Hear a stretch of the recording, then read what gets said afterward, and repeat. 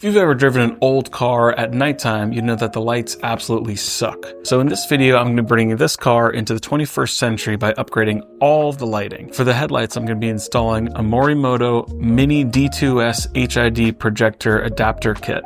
This is from esgprints.com. It's kind of a one-off E30 fitment. There's other ways to do this, but I have them in the other car, and in my opinion, this is the absolute best way to upgrade your headlights. On the taillights, it's going to be a little more simple. I'm just going to be replacing all the bulbs with LEDs from AUXITO. They were kind enough to supply me with some lights to try out. I'm also going to be doing the same thing in the interior of the car, replacing all of the dome lights with LEDs. So let's get to it. To prep the headlights, you gotta start disassembly. So there's 3 Phillips screws around the bucket here.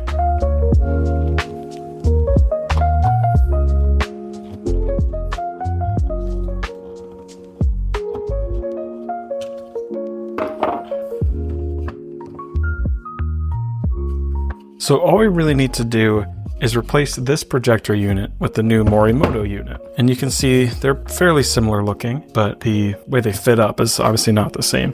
So that's where the adapter kit comes in. This piece goes onto here, screws in, and then there's a couple more components, but this ultimately is gonna sit inside here. In order to get this to fit correctly, we have to grind out the inside of this housing. So let's do that. Just gonna put a little paper towel in here to try to keep crumbs out of the way, and I'll just put some tape around the inside as well.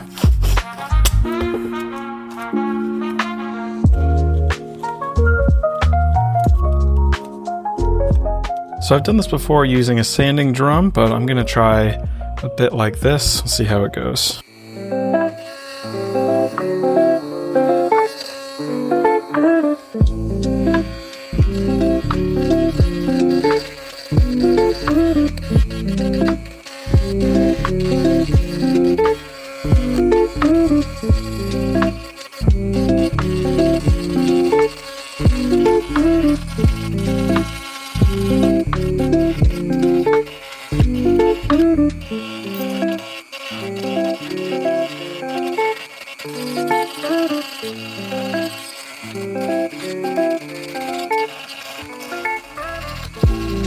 Everything is grinded out now. Let's try to clean it up.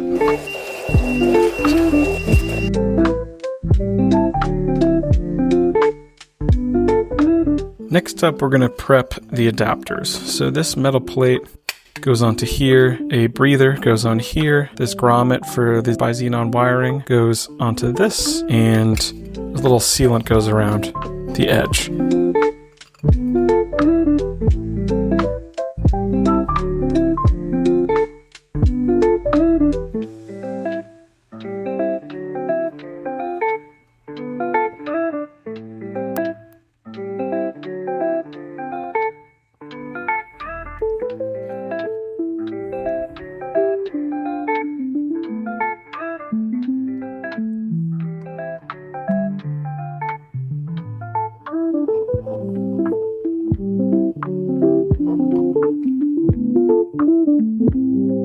Now it's time to add the projector to the adapter. So first up, you just have to poke this wiring through the grommet, and this is what activates the shutter. Inside here is where there's the cutoff that runs across, and that's the top of the beam. This big O-ring goes on the back, and now this whole thing pops through here like this, and this nut goes on the back. This connector plugs in at the top here.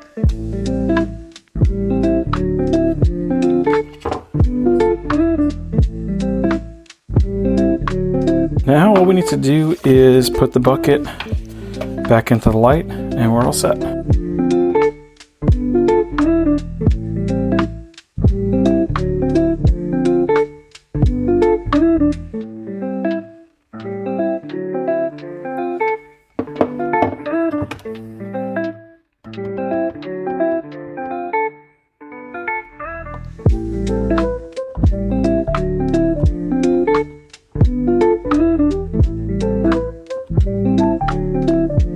Our projector is mounted. Now to mount the bulb, you can see it has sort of a key shape So you just have to match that. And then there's a retaining collar.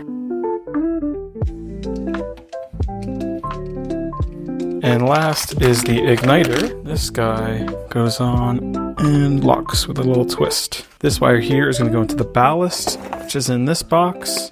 And then from the car, we go into the ballast to power it up. So I was just about to start cutting up the second light, and I realized I never took any footage or pictures of the old lighting setup. So I'm going to install one new light, put the old light back in, and then just kind of point out the garage door. So at least we get some semblance of before and after. So as far as wiring goes, we're going to have to take this low beam and adapt it to fit into here, which obviously does not fit. So this takes a 9005 connector, which I have here. So I'm going to cut the end of this off and crimp on the proper ends, put the connector on, and this will be live.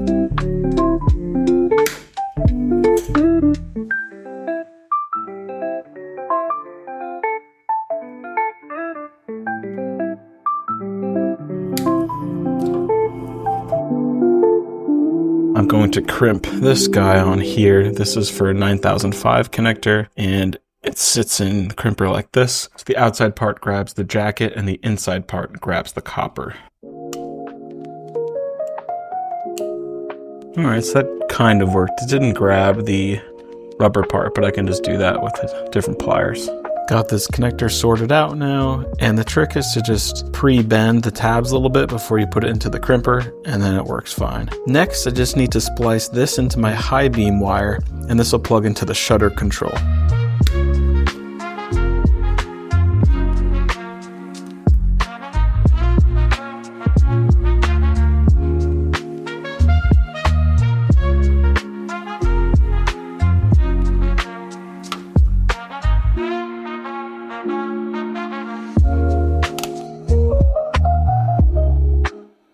I've got the light installed and wired up. Let's test it. And now if we flick on the high beam. So when you flip on the high beam in these cars, the low beam shuts off. So we're gonna fix that. These are the high and low beam relays here, and all we need to do is trick them to work together. So I'm gonna pull these out and run a little wire across. With the relays out, I just need to jump this pin and this pin together. I've just trimmed a piece of wire like this, and then you bend the two ends and poke this into the two sockets to bridge it together. There's the wire jumping the pins, and now we just put the relays back in. Now let's test it out.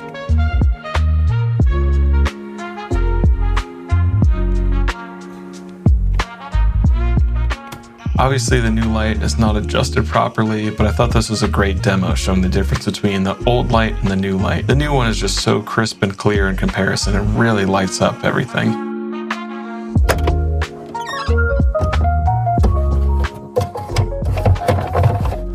So all these taillight bulbs are 1156 sockets. This right here is a spare, sort of. This is for European cars. They have a rear fog light. And if you want, you can put in a socket here and add another bulb for even more brightness. I'm just going to be changing these all one for one, nothing crazy. This is an amber bulb, so I can put it in the turn signal slot. This one is a white bulb. So this is going to go in the reverse light. And this bulb actually has like a projector on the front, so it really throws the light. These last two are both red.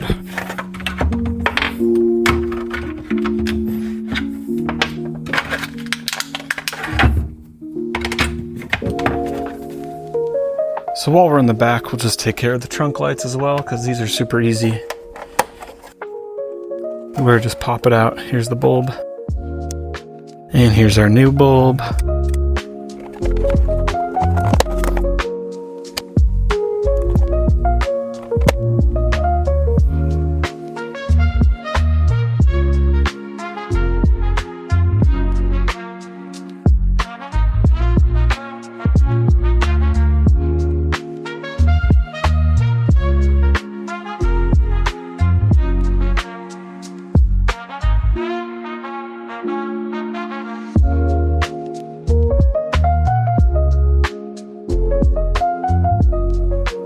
So the taillights all work, except there's a small problem.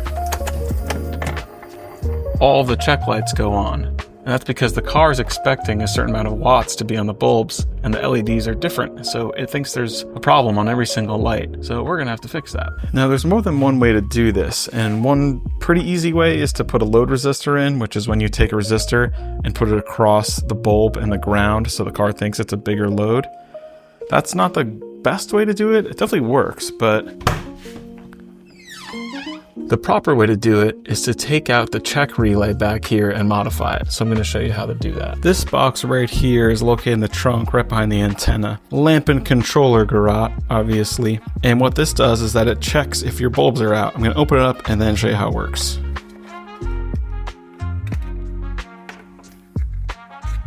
The way this thing works is actually really cool. This is the wiring diagram for the car here, and this top section is the light switch. When you pull the switch to various positions, the power passes through and goes to the lights. Before it gets to the lights, it passes through this unit, and each one of these pins is for a different light. When you power up the light switch, the power runs through and passes through this coil, which is called an inductor. And what an inductor does is create a magnetic field, and the magnetic field is then pulling a little switch that's inside this tube. So you look on the diagram, here's the power coming in, it goes through the inductor, and it pulls this switch closed. How are we going to make this work with LEDs? Two ways we can do it. One is just skip over the whole unit so they always show on, which may be what we have to do if this doesn't work. The other thing we can do is try to make this magnet more powerful or make the whole thing more sensitive. The way to do that is to add more copper. Now, I didn't come up with this idea or anything. I saw it on a forum post, and the guy recommended increasing the number of turns to 150. So I have some copper wire, and I will wrap it around a screwdriver 150 times or so and replace these accordingly. Let's try doing the brake lights first. And if you look close on this diagram, the pin is number 54KL, or also pin 6. On this housing, 54KL is right here,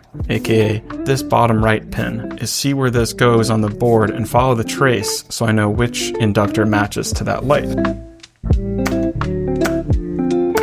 So just use a solder sucker to get rid of most of it, and I should be able to kind of just wiggle everything out now. Now I've got the component removed here. It's gonna be hard to see, but inside here is where that super small switch is, and that's what the magnet pulls. So what we're gonna do is add more copper to this inductor and see if that fixes our bulb error. If you're following along at home, I just realized that I removed the wrong piece. It's actually supposed to be this one. And I also realized you could just melt the solder in the top of this thing and pull it out.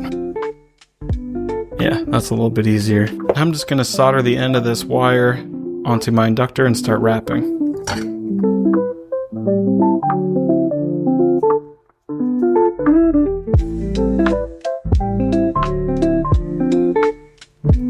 I've got my extra turns added on, and now let's test it out. So that first one didn't really fit, it was too big, so I made one from scratch, just wrapping this around bolt like this, and I set up a washer to make like a little stopper piece. Alright, did not work. So all I'm gonna do is now just bypass these and jump them all across so they're all basically wired hot and the car doesn't know. So I can't seem to get this to work consistently. I don't know why. I think something might be wrong on this check panel side. So look at that. So now the rear lights just came on out of nowhere. There might be something wrong on this board. I might try to reflow it. Kind of a bummer that I couldn't get this to work with the inductors and all that. Would have been really cool if I could actually get the warnings to work with the LEDs, but whatever. Here's the check panel removed. I'm just going to try to reflow all the pads and see if that does anything.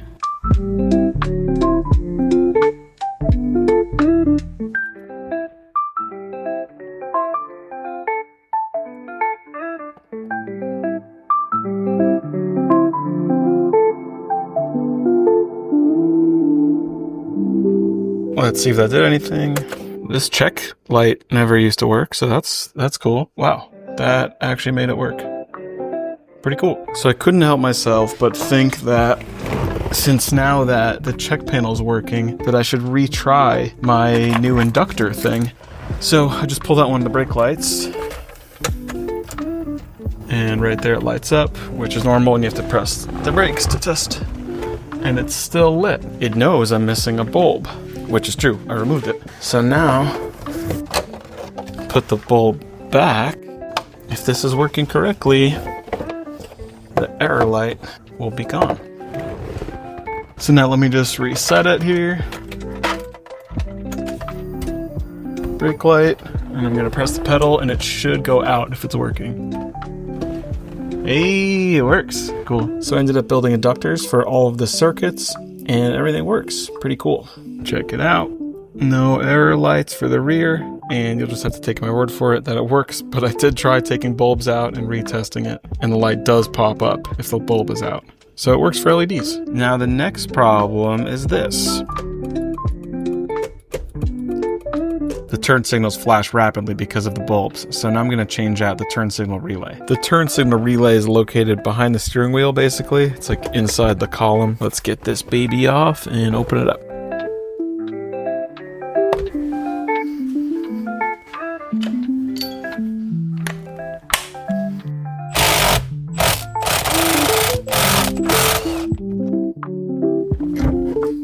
You're supposed to have a second screw here. I don't know where mine is.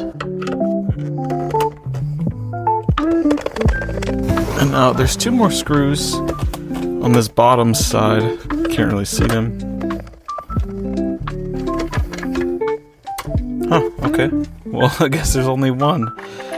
So I'm missing two screws entirely, but that's okay. So anyway, right here, here's my new relay, which I just bought on Amazon. These things are super cheap. But there's a little trick. These things have polarity. You can see there's a plus and a minus on this and this. This guy allegedly is the opposite of that. So all I need to do then is just pull these pins out and flip the side, and then we're good. I wonder if this has already been done actually, because these pulled out super easy and they're supposed to be like locking pins. And this is a third-party unit here. So before I continue then, I'm just going to check the wiring diagram to make sure everything's right. Or I could just plug it in and see if it works. That's kind of easier actually.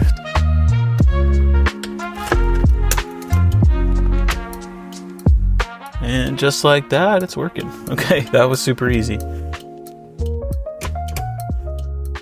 Last up, I'm just going to change out these dome lights for the LEDs. These little incandescents are kind of cozy, but it really doesn't light up the car at all. And these are simple, just have to pop them out like the trunk and pop the bulb in. No tools or anything. All right, never mind. I lied a little bit. You do have to poke this with a screwdriver to release the light. Still, very easy to swap the bulb. Got the dome lights in. It's honestly not nearly as harsh as I thought it would be.